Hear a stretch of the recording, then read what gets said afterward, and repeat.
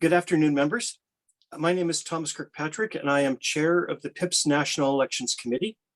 I'd like to welcome you to the 2021 Presidential Town Hall.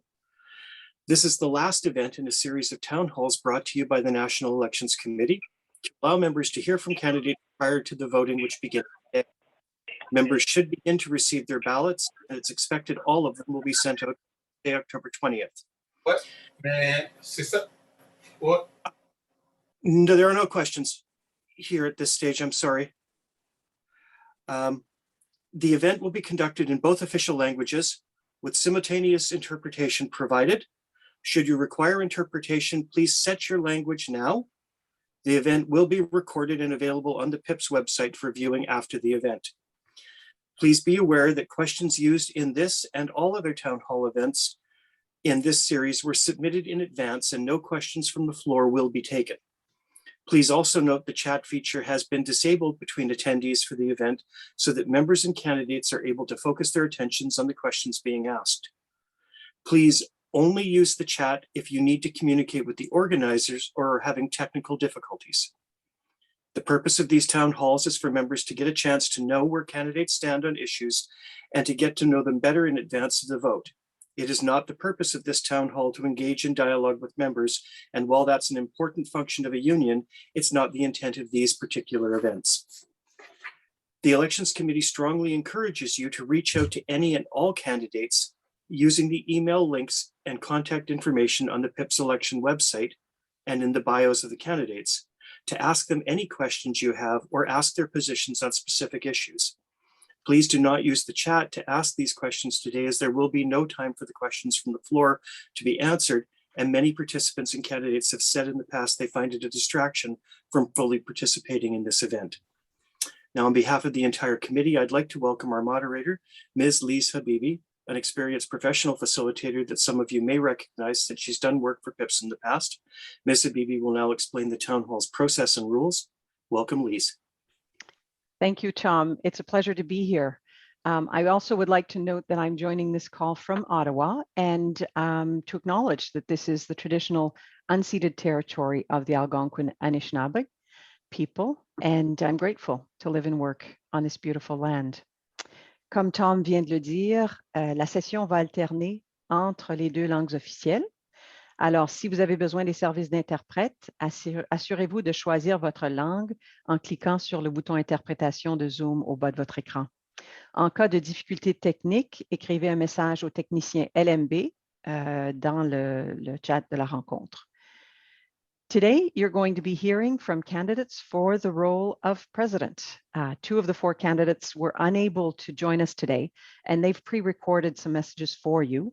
The other two candidates will be providing live answers to 8 questions, in addition to opening and closing statements. There's going to be a break after the first opening statement and 4 questions, and then you are going to be invited to move into 30-minute regional sessions. You'll be able to select which session you go to, and we'll explain that process just before we go to that to the regional breakouts. Then there's going to be another 10-minute break after the regional sessions because you'll have to log off those and come back in, and we'll continue with the next 4 questions and the closing statements for the candidates. Speaking order was going to be more complicated when we had 4. Now it's only 2, so it's going to be a bit of back and forth between the 2.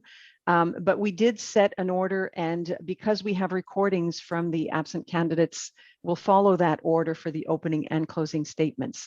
And the way we set the order, it was set without the names first, giving everybody an opportunity to be among the first and last, and not having the same order at the back end. So once the order was set, we did a name draw. Alors, j'ai fait le tirage avec Stéphane et Jennifer juste avant de commencer cette rencontre-là. Ça a été au hasard et l'ordre donc des réponses des candidats sera Stéphane Aubry en premier, Jennifer Carr en deuxième, Peter Gilkinson en troisième et Gary Corbett se parlera en dernier. Donc, les énoncés de début et de la fin sont de 2 minutes. Et les réponses aux questions, entre-temps, sont 90 secondes. Les 4 premières questions ont été envoyées aux candidats il y a quelques minutes et les 4 questions subséquentes pour la deuxième partie vont être envoyées juste avant la deuxième pause. There will not be any time today for questions from the floor, and you will note that you have all been muted. This is so we can focus the candidates and everybody on what is happening with this conversation. But a big thank you to those who did take the time to submit questions in advance for the committee's consideration. And as Tom mentioned, chat between participants has also been disabled, so you can focus on what the candidates have to say. One final point before we start on the opening statements, and this is for our candidates. We will be timing. You'll see there's a timer that will appear on the screen when the time comes, and I will interrupt when time is up. So be ready for that. I'd encourage you to keep an eye on that clock so that it's better if you finish a bit early than get interrupted mid-sentence.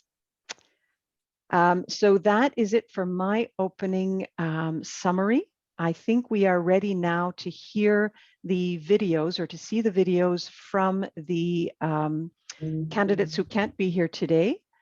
So I'm going to ask Hugo to play the video from Peter Gilkinson first, based on the order of the names drawn, if that's possible. Hi, everyone. I'd love to be here today, but sadly I have to work. I'm a national instructor for the CRA, and the sessions that I teach are scheduled 3 months in advance. I did try to move the session to another week, but sadly it wasn't possible. I hope you enjoyed the debate. I wish I was there. And now Gary. Hello, I'm Gary Corbett, former president, current vice president, and presidential candidate. Only a very short while ago, all candidates were informed of this town hall. Regrettably, I come to you by video because of a commitment I made many months ago that could not be rescheduled. I am a trained chemist and mining engineer with more than 30 years experience in the public service. My experience with PIPS is also extensive, having served as your president. I am the candidate with the most knowledge and experience, and I am motivated to transform PIPS back into the member-focused union that it once was. I want you to know that this town hall is very important to me because I know the importance that you place on accessibility to your elected leaders. As your president, I always made myself available to you. I have proven that you can count on me to respond when you reach out. I know what it takes to lead our union. Member service is my top priority. My work with you has truly been a labor of love. Members have always been my greatest source of motivation and strength, and that is why today I come to you with my sincerest regrets that I cannot be with you. In closing, I wish everyone a successful town hall, and I am thankful for the opportunity to present these 3 short videos. Please feel free to contact me at gcorbett@pips.ca. All right. And now we are going to move to opening statements. And the question that was asked of candidates for this was, what is your vision for PIPS for the next 3 years? And we will start with Stéphane. You have 2 minutes. Allez-y. Ah, attendez, je vais vous... Voilà. Ça marche? Ça marche maintenant. Oui. D'accord. Bien, merci. Je suis heureux d'être avec vous ici aujourd'hui, cet après-midi. Je suis Stéphane Aubry, vice-président de l'Institut depuis presque 7 ans, et je me présente aujourd'hui à vous en tant que candidat à la présidence. Notre organisation existe depuis plus de 100 ans. Notre dernier livre, Leading Progress, démontre la direction et la vision stratégique de notre organisation, une vision à long terme, en anglais. At a way smaller scale, our organization must navigate the daily issues. As a union, we need to be flexible. We need to be able to quickly react to events thrown at us by the government or the society. Sadly, we are not that flexible, and it impacts the services we provide. We really need to review how we work, how we individually work together. We need to rethink our roles, make them transparent and agile. Our organization exists for members, for you. Internal conflicts, witch hunts, conspiracy theories they don't serve our membership. We need to dream. We need to dream on how we want to help others. We need to aim toward the bright future of our organization and take action toward it. That's the role of a board. Ceci est mon rêve, que l'Institut soit une organisation progressive, une organisation qui offre des services pertinents, de qualité et qui sont appréciés par ses membres. Une organisation qui vous défend et qui vous prépare pour le futur. Une organisation respectée qui inspire nos partenaires à être comme nous. Donc, c'est mon rêve pour les 3 prochaines années de s'engager dans cette direction-là pour être capable de fonctionner pour les 100 prochaines années. Merci. Merci, Stéphane. And I will now invite Jennifer to give her opening statement. You have 2 minutes. Thank you, Lise. First, I'd like to acknowledge that I'm coming to you from the territory, Anishinaabe Algonquin territory, and I am honored and thankful to be able to work and live on this land. My vision for PIPS is really simple. It's time for a change. We need to be going back to being a grassroots organization that serves its members first. In my opinion, the members of the board have lost touch with the membership. It might be because that they have been out of the workplace for so long, or they've been part of the internal structure for over 7 years or more. I think that it's time that we refocus our energies into member services and direct member representation. Members' dues should not be used for other things than member services. We have seen them being used in the past few years to support a building, to do upgrades and do side projects. That does nothing to serve our members. Members deserve timely and accessible answers to their questions, whether or not they have a local steward or if they are working remotely. They need to be able to access the answers to their questions so that they have confidence and understanding in their union. I would like to see that we take this one step further and provide a local library for members to come in and look at videos or fact sheets with the topics of their choice. I would also like to see us engage a resident steward or a member hotline so that we can have members call in and have a voice to hear when they have a question.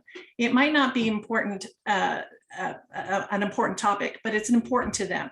So we need to refocus our efforts and serve the membership that has put us here. Thank you. Thank you, Jennifer. And now we'll be playing the opening statement from Peter Gilkinson. What is your vision for PIPS for the next 3 years? Good question. I'd like to see the membership grow over the next 3 years. We have a very competitive due structure and a good governance model. We should be able to attract and organize new groups. I'd like to see the PIPS brand be better known.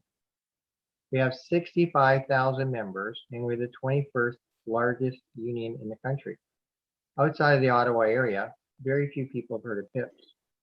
I'd like to see us actively challenging and fighting negative stories about unions in the media. Most of the media is right-wing, and unions are often their whipping boys. We don't challenge the negative stories very often. I'd like to see that there is reporting to the board on grievances and ERO caseloads. Currently, we hear from time to time that members are underserviced and that we need EROs. The board doesn't have the data to make that determination and should. I'd like to see member conflict be reduced from the current level. I'd like to see that we have embraced the opportunity of virtual meetings that COVID has delivered to us. Hybrid meetings allow for the greater participation of our members.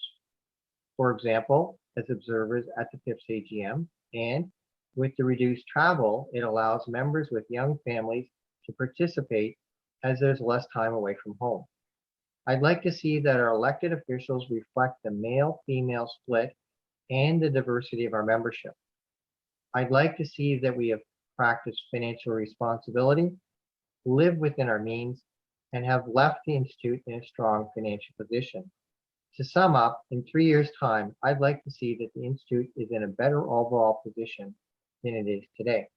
Thank you. I caught myself wanting to check the time to see if he was going over, but obviously that's all been checked in advance. So Gary's up next. Hello again. Simply put, my vision for the next 3 years is to return to the past. Sometimes you have to go backwards to go forward. In the past, we were a stronger union. Board members worked together and members were better served. Open and honest discussion and debate was celebrated. Board decisions were open and transparent, not hidden behind closed sessions. PIPS was a more visible champion. Communication with members was better. The Institute respected its members and the members respected their union. The Professional Institute has slipped away from its primary mission of serving members. A strategic board will never work if members are not the strategic focus. The Institute should not be like government departments, nor should it be a partisan cheerleader. My vision is to rebuild PIPS into the member-driven, member-focused union that it once was. My vision is of an accountable, transparent, and fair organization that does not hide decisions from its members. My vision is of active union-supported stewards, of adequately supported bargaining teams who direct the bargaining process, of properly supported consultation teams, of timely communication with members using most up-to-date technology, of the board of directors that works together with common vision and purpose for the benefit of members first and foremost, before the benefit of the corporation. My vision is to return to union values where every single class of member is respected, appreciated, and supported. My vision is to rebuild a union that members can once again be proud of, and where members are the only focus. Sometimes you have to go backwards to go forward. Please feel free to contact me at gcorbett@pips.ca.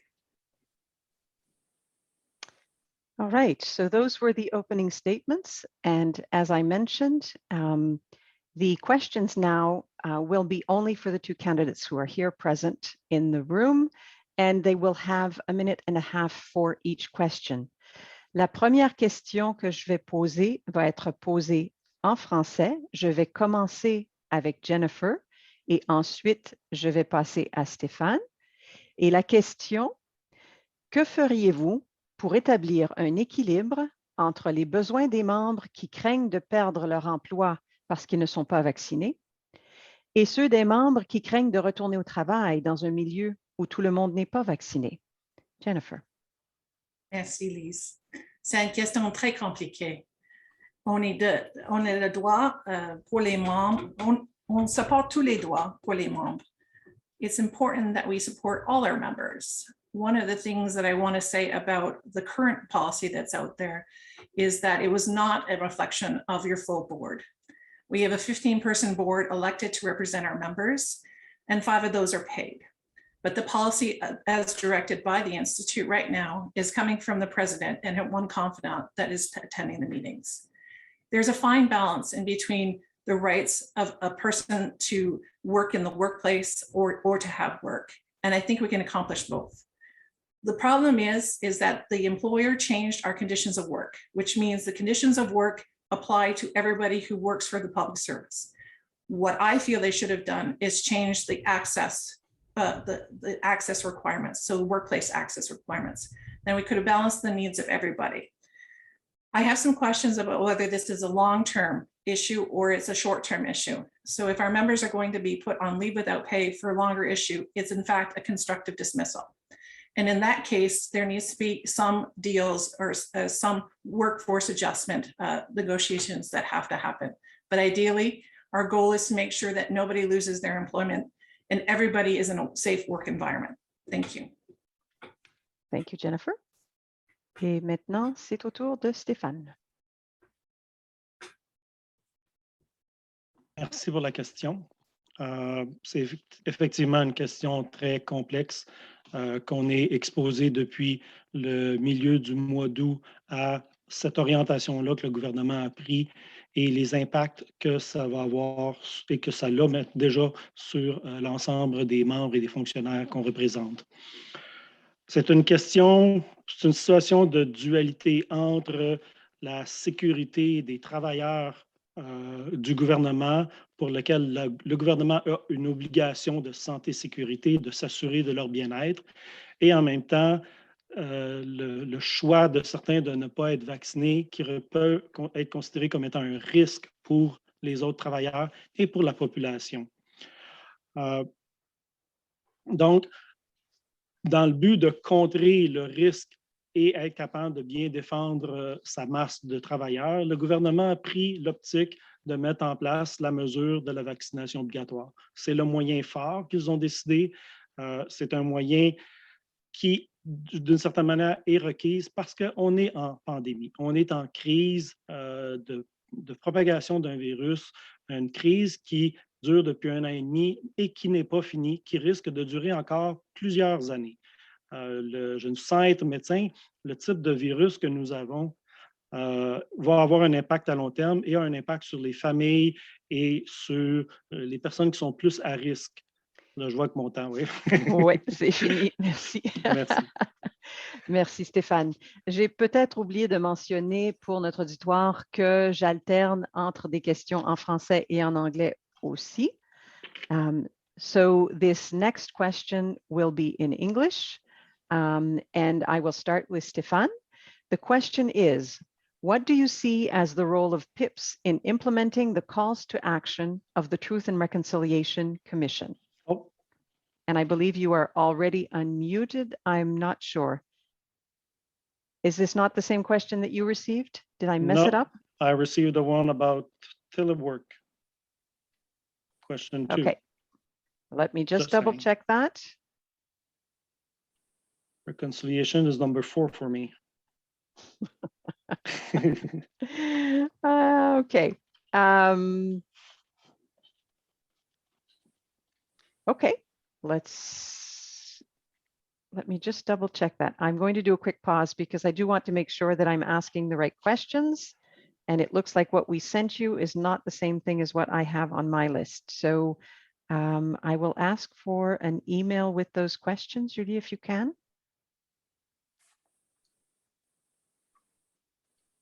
We'll just take a pause here, give you a bit more time to prepare the remaining questions, because we'll use the ones that you received. There's no doubt about that. Just sent these. Thank you.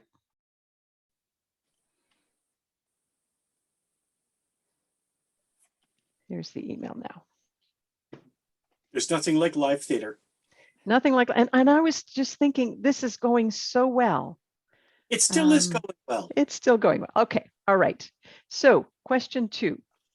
Given that many members have been working effectively from home for the past 18 months, what will you do to ensure that members who wish to continue to do so will be permitted to? Go ahead, Stéphane. Thank you. So we have been working for the last few months with Treasury Board Secretary to define and put in place a framework of what will look the future of going back to work.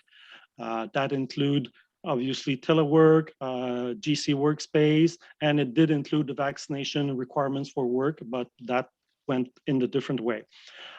So we are still working with TBS on defining what will be that future, how will telework be supported, and what will be the requirements.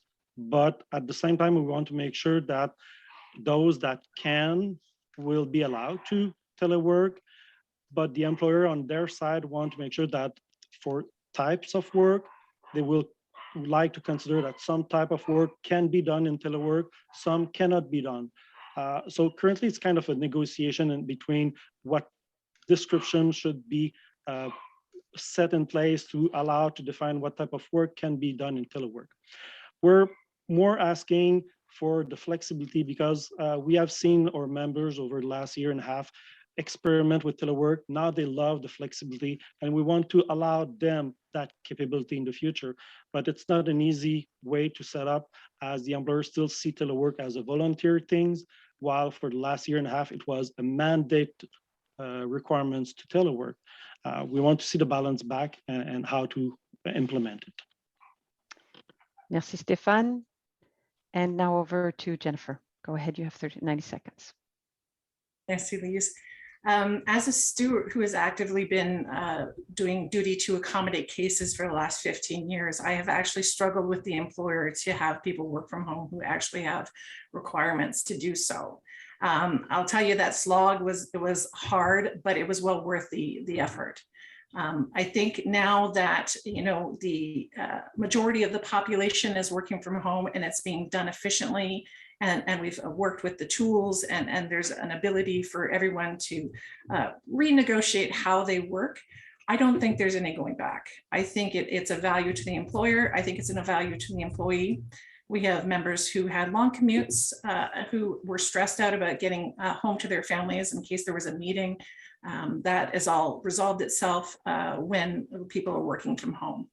We also have to realize, though, that working from home should not be forced upon anybody, because some of the employers have decided to reduce their footprint and therefore are requesting that people work from home. So the other case is true. There are members who just can't work from home. People with privilege have an extra room that they can turn into to an office, but there are also members who live in apartment buildings or condos where they don't have the extra space. So I do believe that you know, it's going to be easy to define how we do this in the future, and I think everybody should be able to work from home just as they were before. Thank you. All right. Thank you, Jennifer. La prochaine question va être en français encore. Et ça fait exprès, je vous fais alterner, c'est l'anglophone qui répond aux françaises, puis le francophone qui répond aux anglaises, mais ce n'est pas grave. Alors, c'est le sort qui en a voulu ainsi. La question est, comment allez-vous aider les membres des communautés marginalisées, par exemple les personnes de couleur, les LGBTQ2+, les autochtones, les femmes dans les professions traditionnellement masculines et les personnes handicapées, à mieux se faire entendre pour ainsi rendre les lieux de travail plus inclusifs pour nos membres. Et c'est encore Jennifer qui va commencer cette fois-ci. Vous avez 90 secondes. Allez-y. Thank you, Lise. So I really think that this is an issue that we as a union are way far behind on. We need to create safe spaces to show our members that we understand their struggles. One way of doing that is providing information sessions and topics that are relevant to them. As an NCR director, I have provided lots of different trainings where we access and we show the members about what they can learn from the union. With every webinar and meeting we brought forth, people who normally didn't show up started coming out and asking questions about how representation works, because when they asked a question, they didn't get the response, or they felt that the union didn't support them. So it's important that we continue to do training. We did bystander intervention training to help people understanding how to intervene with harassment in the workplace. And the amount of people that, and again, this was an NCR webinar, but the amount of people that reached out to us, it went cross country, it went to communities, it went to workplace health and safety. There were lots of people who were interested in it. So when we provide information or we provide sessions that are relevant, we create an informed member and an engaged member, and that's how we get them to the table. Thank you. Merci, Jennifer. Et c'est au tour de Stéphane de répondre. 90 secondes. Thank you. Yes, recognizing the issue faced by those communities is something that goes through education. I'm a white man, so obviously I have more issue to relate to those concerns and how they impact members of those community. I'm not a doctor neither, so I cannot know how to look into those problems and try to solve them. So that's the way the board did in the past and is always has done is when we don't have an expertise, we look for a recommendation. We have put in place a human rights committee with sub caucuses that are looking into various issues and concerns like this one. This is the forum that we can have an expertise in-house to explore, to look for traces or for direction about what can be done, what can be better organized within our organization, and provide recommendation and changes that we can implement into our organization. But I do understand that the key issue is to make sure to be able to see the issues, to recognize that they exist, and try to look for traces for path in trying to solving those issues and making or organization more accessible to members of various community diversity. Thank you. All right. And you can leave yourself unmuted, Stéphane, Okay. because you now get the other question that I was asking earlier, which is, what do you see as the role of PIPS in implementing the calls to action of the Truth and Reconciliation Commission? Please go ahead. Thank you. Again, as I said in the previous question, I'm not a doctor. I don't fully grasp and understand how we can support properly members and Canadians that have been impacted by the past actions of Canada. So we need to find ways to better understand, to get ourselves educated, to be able to see where are the issues and open the doors for members of those community in trying to support them to have the fair access they need to the resources of Canada, to have a fair access to coming to work, to be able to become public servant easily, the same way that the white people have had as a privilege. So I'm looking for committees, for task force, for caucuses to come to the board and look and provide us recommendation on what we can do, what should change within our organization, and in which organization we should involve ourselves as a union and support other groups that do need that support. That's the direction I would know, because I don't fully understand those concepts and I need to be more educated. All right. Thank Thank you. you, Stéphane. And let me unmute. See, sometimes I forget to unmute my candidates. There we go. You're up, Jennifer. That's okay. It's better to be unmuted before or not. Thank you for the question. It is very important to me. 2 years ago, or maybe 3 years ago at the annual general meeting, one of our Indigenous members stood up and asked what we were going to do to provide services or acknowledgement from our union for the Truth and Reconciliation. For me, the actions that the union have to take have to be direct action. They can't be performative. The board 2 years ago, actually 2.5 years ago, took actions, or what they thought were actions, and those have still not come forth. And simple actions like land acknowledgement plaques and providing training to our members. So I believe that if we are truly going to move forward on Truth and Reconciliation, that we do what we say we're going to do in a timely fashion. There's lots of training out there that's available for members to get more informed about Truth and Reconciliation. They are free, and I would like to link with the University of Alberta to engage and see if we can get members onto the courses that are free. You know, it's not a simple conversation. These are difficult conversations that we have to have. And if we really want to have a reconciliation, those have to be done. And finally, as a union, we have to take responsibility for our role in the atrocities. We've represented those members, and we should offer an apology. Thank you. All right. Thank you, Jennifer. That concludes the first part of the questions and answers for this town hall. Just a reminder to those participants who were not there at the beginning when we explained the process, the candidates received the questions 5 minutes before start. So they did have a little bit of time to prepare, but really not a whole lot. And we are not allowing questions from the floor today. The questions were submitted in advance and were used by the committee to establish the questions that are being asked of our candidates. So now is the time for me to explain how we're going to do the regional sessions, which we're doing in the middle of this town hall, and then we'll come back later to the full town hall. Parce que nous avons des services d'interprètes dans les sous-groupes, si on veut, ou dans les sessions régionales, il a fallu organiser des rencontres Zoom séparées pour chaque session régionale. Donc, le processus va être que les participants vont quitter cette rencontre et se joindre à la rencontre à laquelle vous voulez participer comme session régionale. Ce ne seront pas des sous-groupes comme on le fait souvent dans Zoom au sein de la même rencontre. Les liens auraient dû être communiqués d'avance, mais on va vous les mettre également dans le chat. Ils sont là maintenant. Je vous demande de ne pas quitter tout de suite parce que je vais expliquer un tout petit peu plus le déroulement et ça vous sera expliqué encore dans vos sous-groupes. So we'll be logging on. So the National Capital Region will stay in this room for the regional session.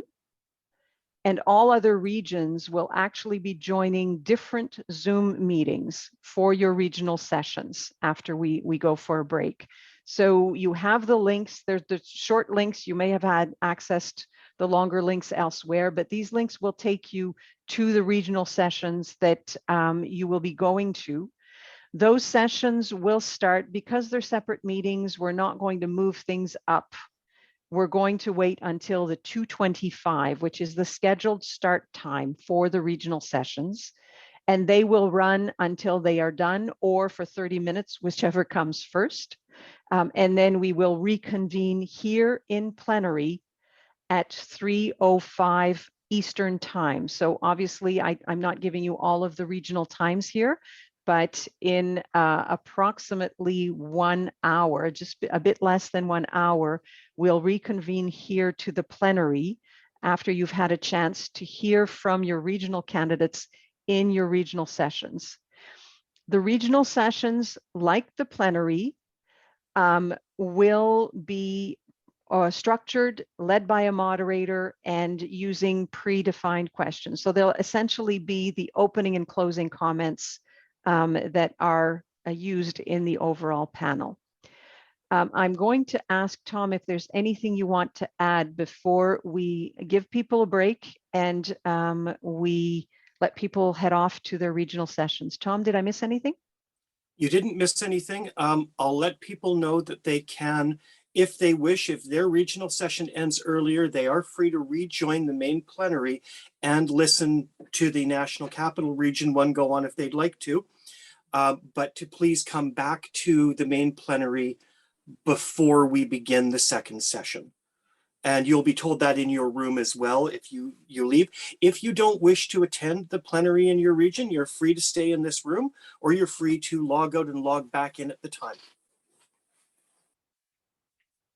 All right, then I wish you all a very good break, and we will see everybody back with the presidential candidates in a bit under 1 hour at 3:05 Eastern time. Alors, je crois qu'on est prêt. You're muted, both of you. I'll unmute you just to make sure that your microphones work, and then we will get started with the next part of our program. Stéphane, on t'entend bien? Oui, j'espère que vous m'entendez. Oui, parfait. Jennifer, oh, you've muted yourself again. There. Sorry, I didn't hit the. Okay, we're getting an echo on your audio. I'm not sure what's going on there. Is it possible that you're logged in twice? I wouldn't know, but. Just hold on. Oh, that's better. Is that better? Yes, yeah, that's gone. So we're all good. Okay, thank you. All right, welcome back everybody. Bienvenue de retour. On passe à la deuxième session, la deuxième moitié de notre rencontre avec vos candidats à la présidence. In this round, we will do English question, then French, English and French. And Jennifer is starting the first question, which is, in the last bargaining round, there was friction within PIPs with regard to bargaining positions. What are your thoughts on group autonomy in collective bargaining? Go ahead, Jennifer. Thank you, Lise. So group autonomy is a paramount for me. Nobody knows what our members want better than our members. So we have to be conscious of the surveys that we put out and respecting what our members tell us. The last round of negotiations, I believe there was a conflict because the staff were leading the negotiations and not the members. It's very key that our members have voices and action and vested interest. So I feel like group autonomy is important. It's the key fundamental. Our primary purpose is for bargaining. And if we don't bargain for our members and we tell our members what they should be doing instead based on what staff feel or what the political realm says, I don't believe that best serves our members. I really feel that by giving agency to our members to take control of their bargaining, we actually create a more solid union. And as our slogan says, we are better together. And we can't do that if we are pulling in two different directions. Thank you. All right, thank you. And Stéphane, your turn. I'll unmute you. Oh, just a minute, not unmute. There we go. OK, d'accord. Effectivement, l'autonomie de tous nos corps constituants est une des problématiques qu'on a, spécialement dans le cadre de négociations où, en ce moment, le mandat, le droit de signer la convention collective est dans les mains de la présidence du syndicat. On est un syndicat et non pas une affiliation de syndicats comme, par exemple, l'Alliance Lé. Ce que je vois comme problématique, c'est la définition de qui fait quoi, qui a quelle autorité, à quel niveau. Donc, on ne parle pas juste de l'autonomie, mais de bien définir qui peut faire quoi. Et so I believe that we should work on defining what are the roles of every leaders in our organization, every constituent bodies, to define their limits, where they can take actions, even make the budget more flexible, but we have to define those, but also put limits on how far they can go, what they have to report on, and define the lines between each constituent bodies and structure and what they can do in their role. So I believe we should look back at the roles and responsibilities applied to every structure that we have in our organization to allow group autonomy, constituent bodies autonomy in the limit of what would be defined in various roles. And those roles need to be defined with them, so Okay. not from the top. We're done. Thank you, Stéphane. And on to our next question. And in case you're wondering what I'm doing playing musical squares here, I'm trying to make it so that the two of you are at the top and then the two of us are at the bottom. I think I'm going to be successful this time around. So, notre prochaine question est en français et je vais commencer avec Stéphane. Quelle est votre stratégie pour contrer l'érosion des salaires et l'inflation croissante et à la différence du coût de la vie d'une région à l'autre du pays? Allez-y. Merci pour la question. L'érosion est un phénomène qu'on constate non pas depuis quelques rondes de négociations, mais depuis 3 décennies.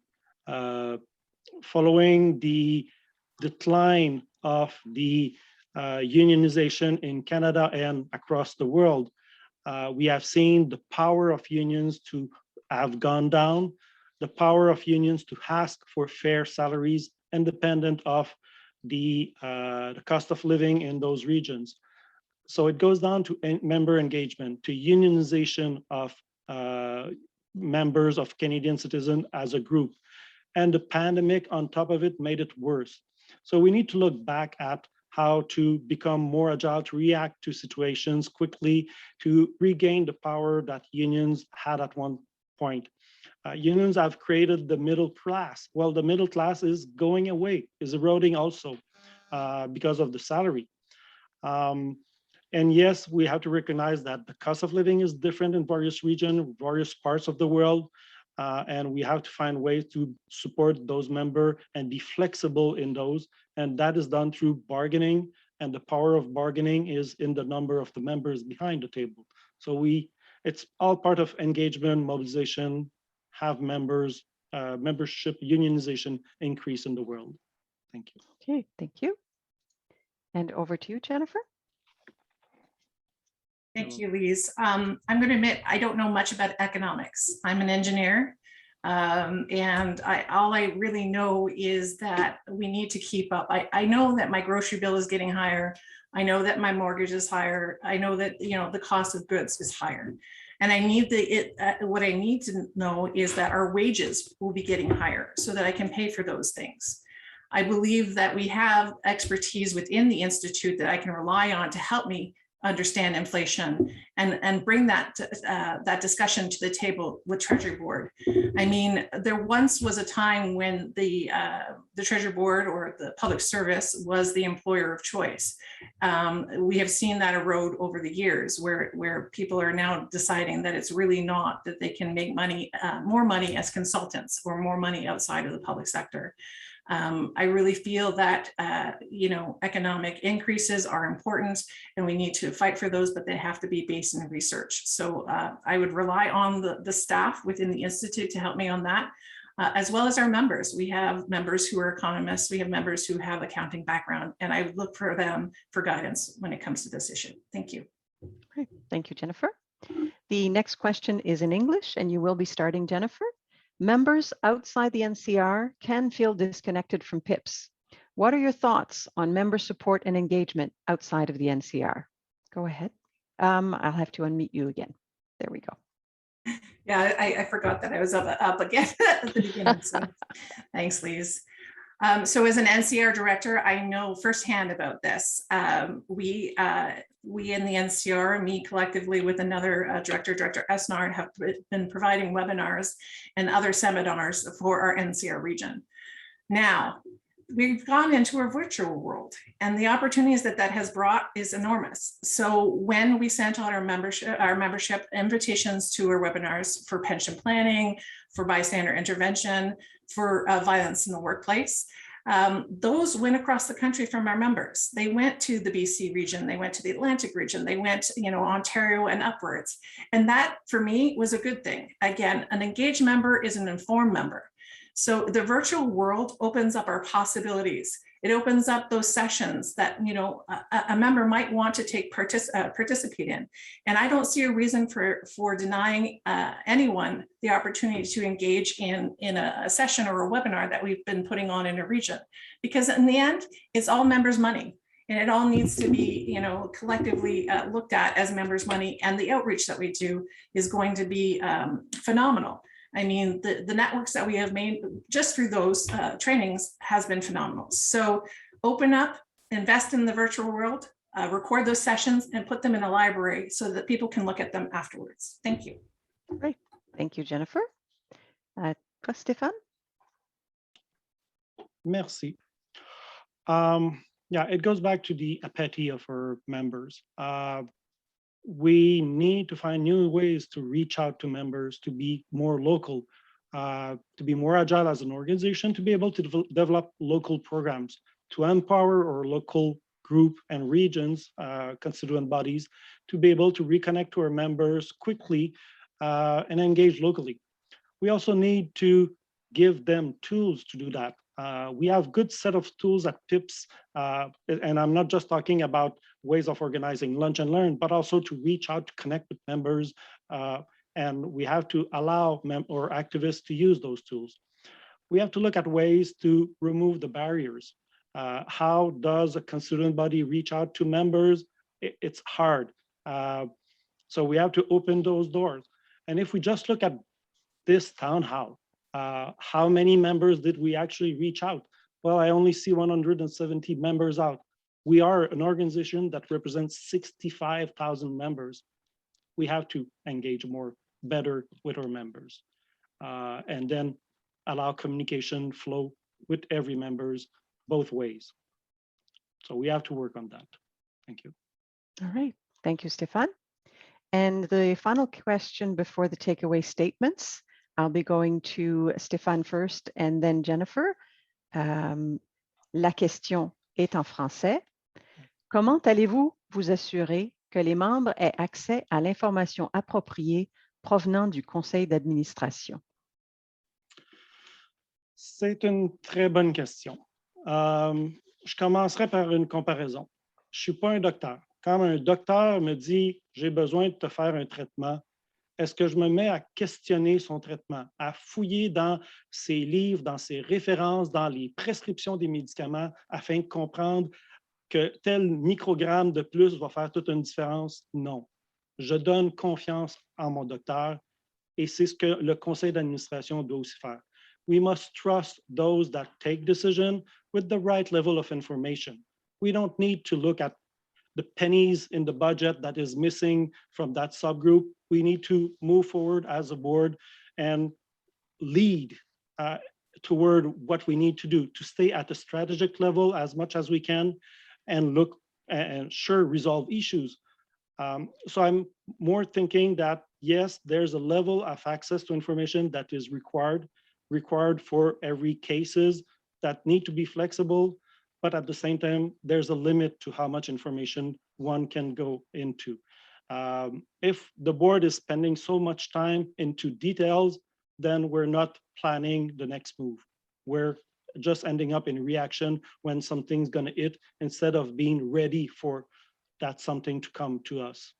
So we need to work on the appropriate level, stay flexible, need to know basis. Thank you. Okay, merci Stéphane. And over to you, Jennifer. Thank you, Lise.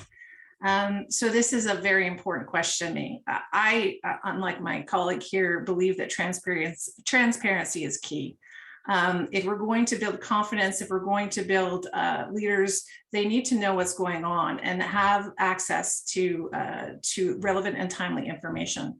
I'm proud to say that I was one of the members in the NCR who pushed for transparency and actually got access to the agendas, because before local members could attend meetings in person and would have access to that information. By opening that up and showing our members what's on our agenda, they can see what their board is discussing. The virtual world has opened the possibility for more observers, and I think that's the best thing that we could do. Having people come in whenever they want to see what's happening and hear the voices of their leaders, it is important. One of the other things I think is key is making the minutes accessible in a timely fashion. Right now, we wait till the next board to approve them.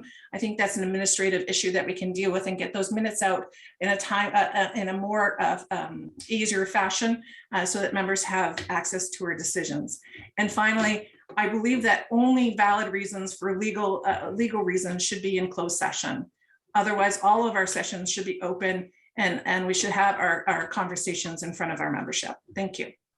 All right, thank you, Jennifer. And we are now ready to move to closing statements by all our candidates. So for those of you who were not here at the beginning of the call, 2 of the candidates for president were not able to be here today, but they did pre-record a couple of messages. So we are going to do the order of closing statements based on the random draw that was done. So we'll watch the 2 videos first, and then Stéphane and then Jennifer will do their closing statements. So Hugo, can we put Peter Gilkinson's closing statement up, please? And it's basically what key takeaways and why should people vote for you? Go ahead. Members to know about me and why should they vote for me? I think that members should vote for the candidate they think will best lead the Institute in the next 3 years. Hopefully, I'm that person. To help you in your decision, I will tell you who I am, my position on a number of issues, and some of the actions I've taken. I became a steward and a member of the Toronto CRA executive just after I finished my 1-year probation, and I've been involved with the union ever since. In terms of issues, I was against the decision to go to secret voting at the board of directors. I feel that you should be accountable to the membership on how you vote on issues. I think the board moves into closed session far too often and without adequate explanation. I have challenged the need to go into closed session on many occasions. I like to get things done. As a director, I recognize there is issues that needed to be addressed. Through the Ontario region, resolutions were successfully made at the PIPS AGM to resolve issues facing PIPS. Some of the issues and resolutions were: previously, there was no selection process for the CLC committees on which PIPS sits. Now there is. Previously, a steward that was not renewed never knew the case before them before the non-renewal decision was made. Now there is a bylaw that the steward know the case before them before they are not renewed. Now, new spending initiatives greater than $500,000 need to come to the AGM for approval. If you're voting for me, you're voting for someone who has the heart of a steward, likes to get things done, and believes in the union movement. Thank you. I almost said thank you there. All right, we'll go to Gary's video next.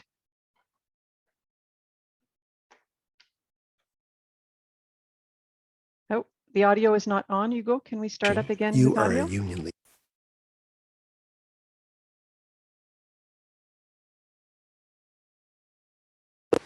When I was your president, a member said to me, Gary, you are not a politician. You are a union leader.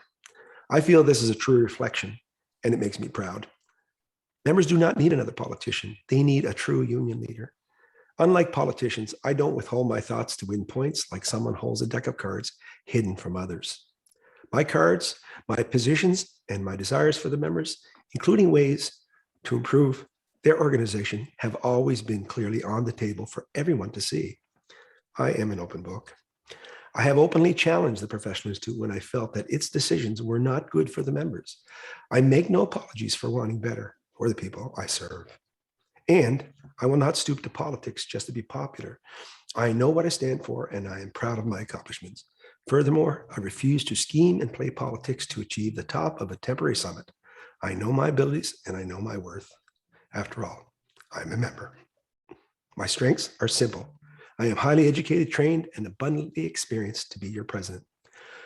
Using my talents and abilities, I have always worked hard, steadfast, and loyal to the members I serve. I have remained a union guy, diplomatic in the presence of so many politicians whose only client is themselves.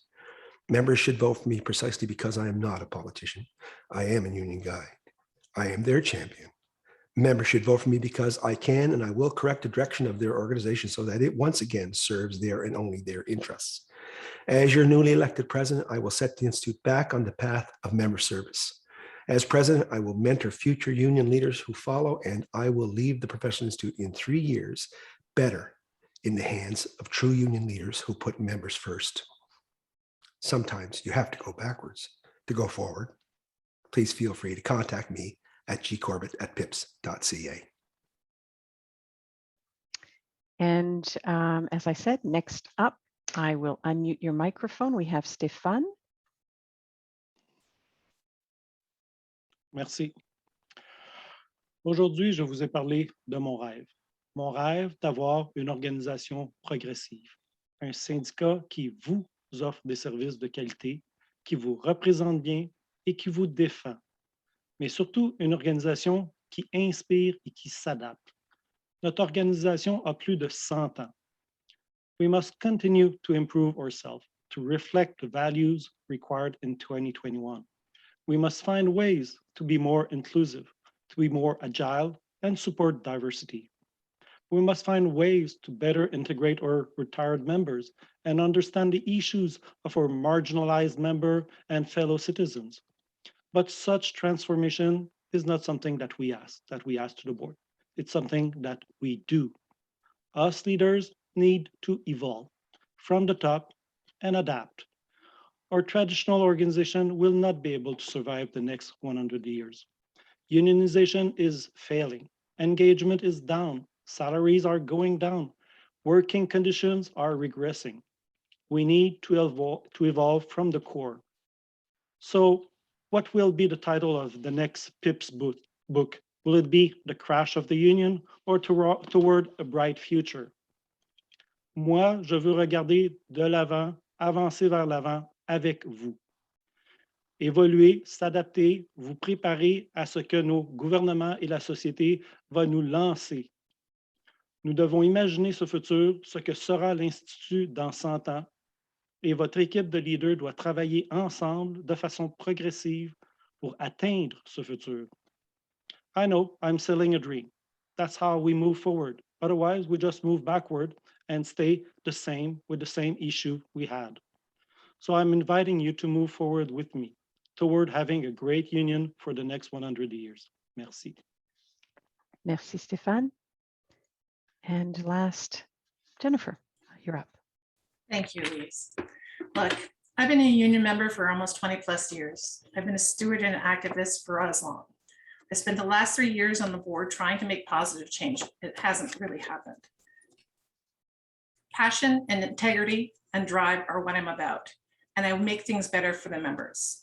Why? Because I have lived experience.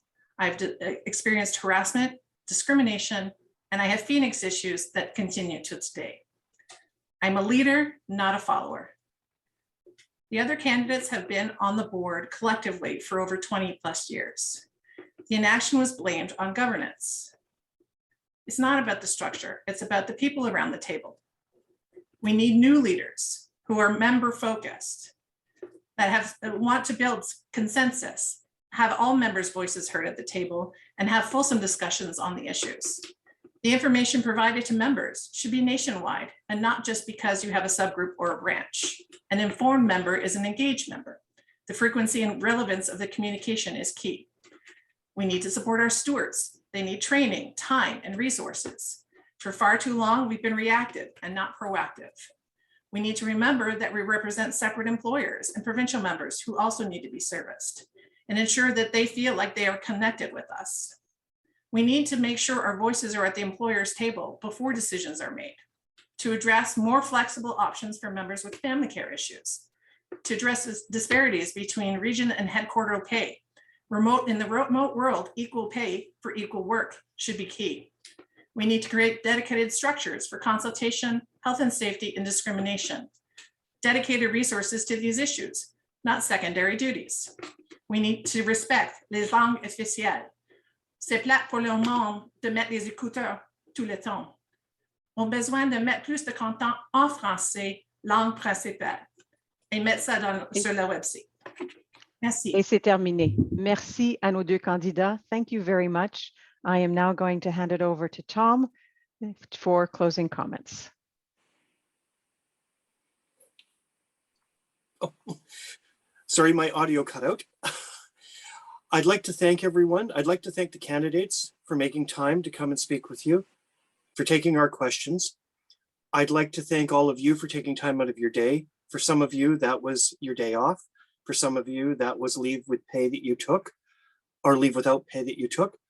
And I appreciate you being part of the process. The ballots are going to be going out starting today. The process takes a while because there's a lot of members.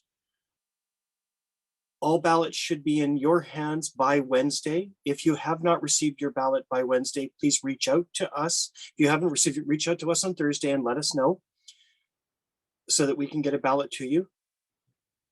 As I said when I opened, please reach out to all of the candidates and ask them your questions directly. Ask them where they stand on the issues that are important to you. Make an informed decision, and please vote. This is your union, and it belongs to you, and it only survives if you become part of the process. Thank you very much. Have a fantastic day. Stay safe, stay healthy, and take care of yourselves.